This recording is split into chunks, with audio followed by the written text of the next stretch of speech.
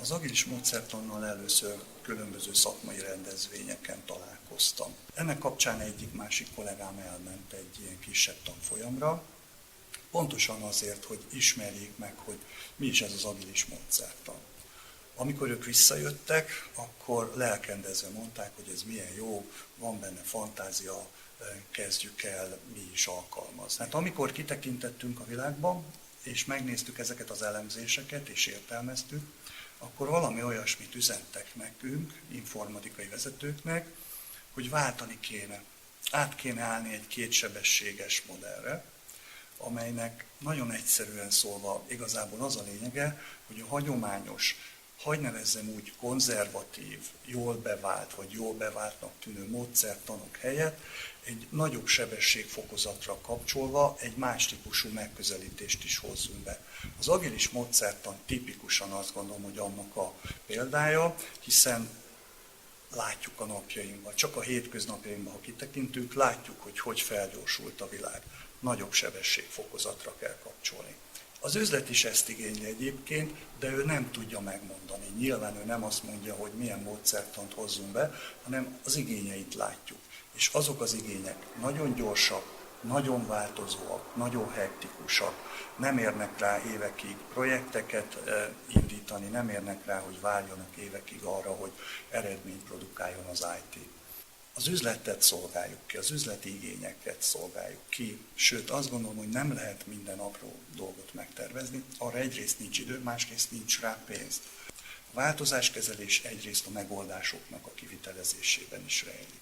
Kiderülnek, hogy azok a folyamatok, amelyekre azt mondta a tisztelt megrendelő, hogy azokat kell leképezni, azok mégsem úgy működnek.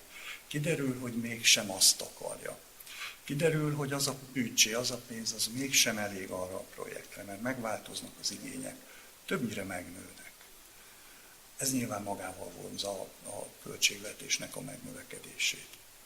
Aztán többnyire a projektek is elhúzódnak. Nem feltétlenül lehet azokat az időket betartani, amiket megtervezünk. Bejönnek olyan események, amire az üzlet azt mondja, hogy ő nem gondolt rá. Bejönnek azok a kiemelt üzleti feladatok, amikor félreteszi a projektet, amikor nem tesztel, amikor nem működik velünk együtt. Ezért azt gondolom, hogy nagyon nagy változást és nagyon nagy reményeket vártunk az agilistől, és hozott is. Ott van velünk az üzlet, sokkal mélyebben ott van. Nem akkor találkozik a projekten, amikor megkötjük a szerződést és megtervezzük, hogy milyen eredményt kap, hanem menet közben. Egy-egy funkcionalitást be tudunk vezetni úgy, hogy a projekt még tart. Egy adott modulnak az előnyeit már élvezi az ügyfél, vagy élvezzük mi magunk. Át tudjuk adni. Sikerélménye van az informatikának, és sikerélménye van magának az ügyfélnek, hogy lám, már működik. És az működik, amit kap, amit kigondolt, amit kapott, és nem egy elméleti modell, amit mi papíron lemodelleztünk és megterveztünk neki. Persze, amikor először csináltuk, akkor azért meg kellett tapasztalni azt a periodicitást, hogy az elején mindenki nagyon lelkes, aztán jönnek problémák, és akkor van egy kis hullámvölgy, és amire végére érünk, akkor látja az eredményt, és újra azt mondja, hogy én legközelebb is agilis módszertannal akarok dolgozni. Hozzá kell tenni, hogy ezt a módszertant nem lehet tankönyvből megtanulni, mint sok mindent nem lehet tankönyvből megtanulni. Ezért egy kicsit ajánlanám azt a módszert, ahogy mi csináltuk, és ezt nem mi találtuk ki, hanem nyilván egy olyan partner, aki ezt a módszertant igazából Magyarországon nagyon jól műveli, akik segítettek egyébként jó értelemben megfertőzni minket az agilis módszertannal. Ennek az a lényeg, hogy az első projektet együtt kell csinálni. Egész pontosabban az a cég, aki nekünk az üzleti partnerünk volt, és jelenleg is ebben az agilis témában, ők csinálták nekünk az első projektet. Úgy, hogy benne voltunk. Ez szerintem egy kicsit szokatlan üzleti konstrukció, de nagyon jól működik.